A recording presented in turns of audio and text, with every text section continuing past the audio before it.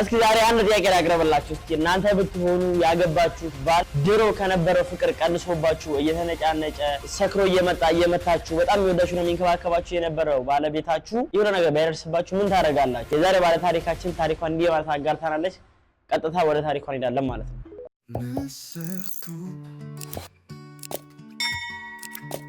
የዛሬ ባለ ታሪካችን ደግሞ ስሟን ናርዲ እንለዋለን ማለት ነው። የሱን ደግሞ ማንም በለው ሮቤል። እናም ናርዲ እንዲህ በማለት ታሪኳን አጋርታናለች ማለት ነው። እኔና ሮቤል የተዋወቅነው ትምህርት ቤት ነው። እኔ 12ኛ ክፍል ተማሪ እያለሁ እሱ ደግሞ ተማሪዎችን ከቤት ወደ ትምህርት ቤት በማመላለስ ነበር ማለት ነው የሚተዳደረው። እናም ናርዶስን እዛው ትምህርት ቤት ይተዋወቃታል ማለት ነው ሌሎች ተማሪዎችን ለማድረስ ሲሄድ። እናም መግባባት ይጀምራሉ ማለት ነው እዛው። ከዛ በኋላ ግን ከትምህርት ቤት ውጪም ቁጥር ይቀያየሩና መደዋወልና መገናኘት ይጀምራሉ ማለት ነው። እናም እንደዚሁ አንዳንዴ በየካፌው ይገናኛሉ ምናምን። ከዛ ሞር እንደ ቤስት ፍሬንድ እየተግባቡና ሞር እየተዋወቁ መጡ ማለት ነው። ከዛም ሮቤል የተለየ ስሜት እያደረበት ይመጣል ማለት ነው። እናም ለምን ናርዶስ አብራኝ አትሆንም ወይም ደግሞ ፍቅር ጓደኛ አትሆንም ብሎ በማሰብ ሄዶ ሊጠይቃት ይወስናል ማለት ነው። እናም ከተዋወቁ ከአንድ ዓመት በኋላ አብረን እንሁን ወይም ደግሞ አብረሽኝ ፍቅረኛ ሁኚ የሚል ጥያቄ ያቀርብላታል ማለት ነው።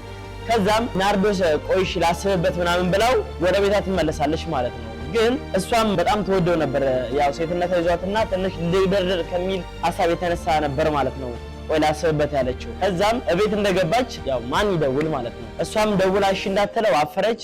እሱም ደግሞ ድጋሚ ደውሉ መጠየቅ ፈራ ማለት ነው። ከዛ እንዲህ ያለ አንድ ቀን አለፈ፣ 2 ቀን አለፈ፣ 3 ቀን አለፈ። ከዛም ሮቤል ይሄን ነገር ቢያንስ እንኳን አብራኝ የፍቅር አጋሪ መሆን ባትችል እንደ በፊቱ መቀጠል ነው እኔ ከሷ ጋር የምፈልገው ብሎ ድንገት ስልክ ያነሳና ይደውላል ማለት ነው።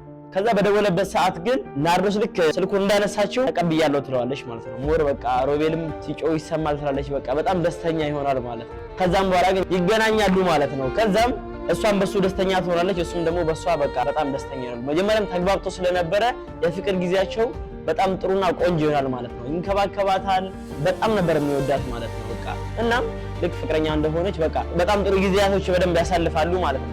እናም ሞር ስራው ላይ በደንብ እያተኮረ እሷም እየደገፈችው ምናምን በጣም ጥሩ ደረጃ ይደርሳል ማለት ነው። እሷንም ደግሞ እሱ እየደገፋት ልክ ትምህርቷን ትጨርሳለች፣ ስራው ቢዝነሶችን ትጀምራለች። እሱም በቃ ቆንጆና ደስ የሚል ደረጃ እየደረሰ ነበር ማለት ነው።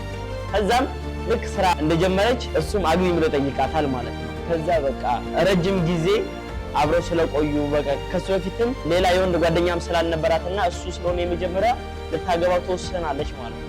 ከዛም ይጋባሉ። ለዛውም የሰርጋቸው ቀን በንጋታው ልክ ጫግላው ከመውጣታቸው በፊት ትልቅ ስጦታ ይሰጣታል ማለት ነው። እሱም የነበረው ለሰርጋቸው ብሎ ትልቅ ቤት ሲሰራና ሲያዘጋጅ ነበር ማለት ነው።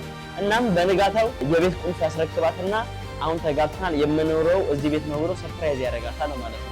እሷም በቃ ሞር በጣም ደስተኛ ትሆናለች። በጣም ከጥሩ ሰው ጋር ነው የሆንኩት፣ በጣም እድለኛ ነኝ፣ መድኃኒዓለም ያመሰግናለሁ ምናምን እያለች በደስታ ትኖራለች ማለት ነው።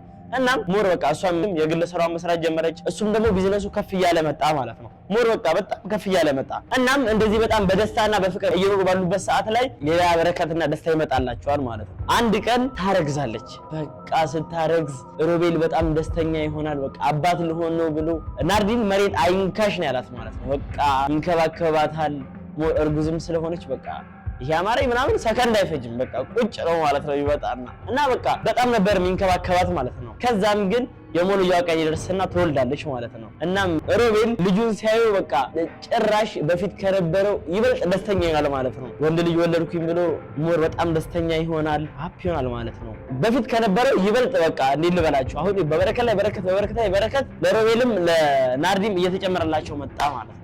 እናም ሞር በጣም ደስተኛ ነው። ግን እንደዚህ በመኖር ባሉበት ሰዓት ላይ ልጃቸውም ያድጋል፣ ትምህርት ይጀምራል ምናምን በቃ እሱም ጥሩ አባት ሆነ፣ እሷም ጥሩ እናት ሆነች ምናምን ይገባል ስራ ወደ ቤት ነው። ከዛም እሱ የሚፈልገው ከልጁ ጋርና ከሚስቱ ጋር ጥሩ ጊዜ ማሳለፍ ብቻ ነበር ማለት ነው ፍላጎቱ። ደስ የሚል በቃ ፋሚሊ መሰረታሉ ማለት ነው። እንዲህ በመኖር ባሉበት ሰዓት ግን ድንገት አንድ ቀን ከባድ ነገር ይፈጠራል ማለት ነው። በጣም ይወዳትና ያከብራት የነበረችው እናቱ በድንገት ትሞታለች ማለት ነው የሮቤል። እናም ሮቤል በጣም ከፍተኛ ፍቅር ስለነበረው የምር በቃ ያዝናል ምናምን ይጎዳል ማለት ነው። ከዛም ልክ ሀዘኑ እንዳለፈ እሱ ግን ማድረግ የጀመረው እናቴን ለመርሻ በሚል ሰበብ 1-2 ልበል ወይም ደግሞ መጠጥ ልጠጣ እያለ መጠጣት ጀመረ ማለት ነው። እናም እንዲጠጥቶ በሚመጣበት ሰዓት ላይ ማምሸት ይጀምራል ማለት ነው። ሞር እዚህ ጋር ናርዶስና ልጇ ይጨነቁ ጀመር። እሱ አምሽቶ ነው የሚመጣው፣ ሰክሮ ነው የሚመጣው፣ ልጃቸው በረከትም እንዳያይ በሚል ባልየው እየፈለገ አምሽቶ ሌሊት 6 ሰዓትም 8 ሰዓትም ሲመጣ ቀስ ብላ በቃ ልክ ታስገባውና በቃ አስተኝታ እሱ እስከሚመጣ መጣ አልመጣ ሌሊቱን ሙሉ ጥበቃ ምናምን ጀመረች ማለት ነው። የእናቱ ሀዘን ነው በቃ ይተዋል። ሮቤል እንደዚህ አይደለም፣ በጣም ነው የሚወደኝ፣ እንደዚህ አያደርግም፣ ሀዘኑን የጎዳው ቀስ እያለ ይቀየራል ትላለች ማለት ነው። እሱ ግን ከቀን ወደ ቀን አጥቶ ሲመጣ የእናቱንም ሀዘን ናርዶስ ላይ መጮህና መቆጣት ይጀምራል ማለት ነው። ከዛም አልፎ ተርፎ ቀናቶች እየሄዱ ሲመጡ እሱ እዛም የሚጠጣበት መጠጥ ቤት ጓደኞች ያፈራል ማለት ነው፣ የተለያዩ ጓደኞች። እነዚህ ጓደኞቹ ደግሞ እዛው መጠጥ ቤት ያሉት ልክ በቃ እየሰከረ ሲመጣ ከተለያየ ሴት ጋር እንዲወጣ ያረጉታል። ሚስቱ ላይ መጮህ፣ መቆጣት፣ መናደድ፣ መበሳጨት ይጀምራል። ጭራሽ ብሎም ደግሞ ሲመጣ አልፎ ተርፎ በፊት ከነበረው ፍቅር ጭራሽም ርቆ ማለት ነው ሚስትየውን መማታት መጮሁ ላይ ይጀምራል ማለት ነው። ናርዶስ በጣም ግራ ትጋባለች ማለት ነው እዚህ ጋር። እናም ናርዲም እንዲህ ማለት ጥያቄ ያለኝ አቅርባልናለች ማለት ነው። እኔ በጣም የምወደው ባሌ ጸባዩ እንደዚህ አይደለም፣ በጣም እሱም ይወደኛል፣ እኔም በጣም ነው የምወደው። የባሌ ይሄኛው መልኩ ከየት እንደመጣ ራሱ አላቅም፣ እንደዚህ አይነት ጸባይ የለውም። ምን አድርጌ እንደበፊቱ እንደማረገውና እንደማስተካከለው ራሱ ግራ ገብቶኛል፣ አላቅም። እስኪ እናንተ መፍትሄ ካላችሁ ንገሩኝ።